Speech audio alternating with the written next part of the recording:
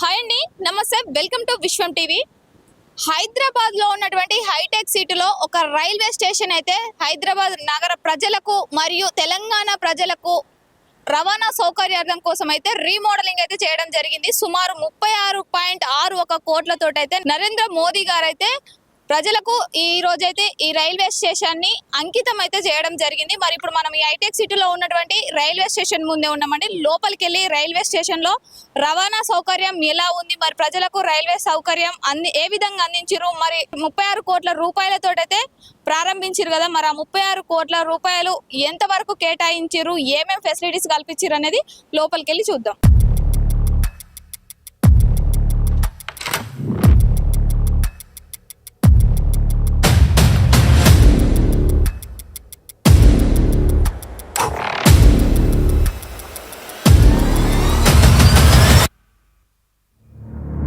చూసారు కదండి, మనమైతే ఇప్పుడు హైదరాబాద్ లో ఉన్నటువంటి హైటెక్ సిటీ రైల్వే స్టేషన్ దగ్గర అయితే ఉన్నాము.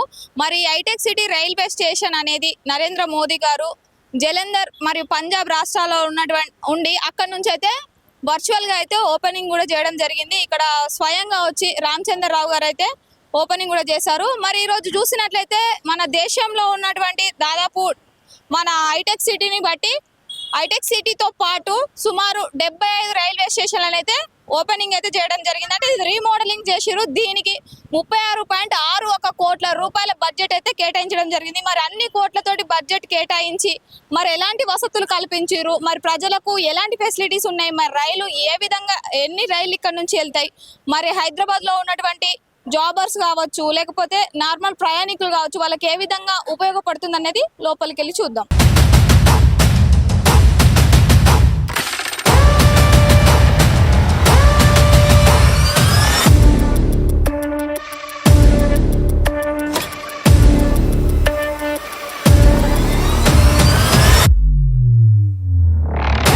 చూడొచ్చండి, ప్రయాణికులు ట్రైన్ కోసం వెయిట్ చేసే సమయంలో మరి అక్కడ ఇక్కడ కాకుండా మంచి ప్రశాంతంగా ఇక్కడ కూర్చోవడానికి ఒక విశాలమైన వెయిటింగ్ హాల్ కూడా నిర్మాణం అనేది జరిగింది. చాలా పెద్దగా ఉందండి. అంటే ట్రైన్ వచ్చే వరకు ట్రైన్ కోసం బయట అక్కడిక్కడ వెయిట్ చేయకుండా ఉండడానికి, మరియు ఇప్పుడు వర్షాకాలం కదా, వర్షానికైనా ఎండకైనా ఇబ్బందులు పడకుండా ఈ విశాలమైన వెయిటింగ్ హాల్లో ఉండడానికి అయితే చాలా పెద్దగా అయితే వెయిటింగ్ హాల్ కూడా నిర్మించడం అనేది జరిగింది. మనం ఇటు చూడొచ్చండి, ఇక్కడ కూడా టికెట్ కౌంటర్ కానీ లేకపోతే విచారణ కానీ ప్రతి ఒక్కటి మనం ట్రైన్ కి సంబంధించిన డీటెయిల్స్ మన టైమింగ్స్ ఏవి ఉన్నా చూసుకోవాలనుకుంటే వాళ్ళని విచారణ కౌంటర్ లో ఇక్కడ అడగచ్చండి. చూడొచ్చు మనకి ఇక్కడ బుకింగ్ కానీ రిజర్వేషన్.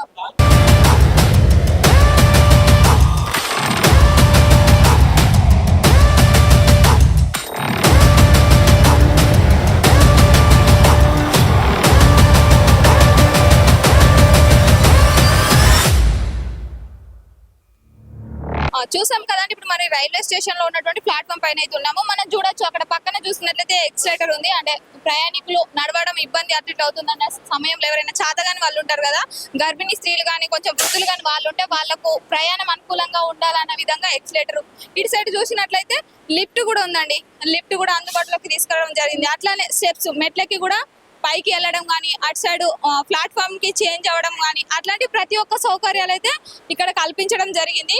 ఇంకా చూసినట్లయితే వాష్రూమ్స్ ఫెసిలిటీస్ కూడా నీట్ గా చాలా విశాలంగా కూడా వాష్రూమ్ ఫెసిలిటీస్ కూడా కల్పించడం జరిగింది. మరి చూడాలి ఇంకా రానున్న రోజులలో మన హైటెక్ సిటీ నుంచి రైళ్లు అనేది ఇంకెక్కడెక్కడికి ఇప్పుడైతే లోకల్ ట్రైన్స్ MMTS ట్రైన్స్ అయితే నడుస్తాయంట. రానున్న రోజులలో లాంగ్ జర్నీ కూడా లాంగ్ ట్రైన్స్ కూడా నడుస్తాయన్న హోప్ అయితే ఉందండి.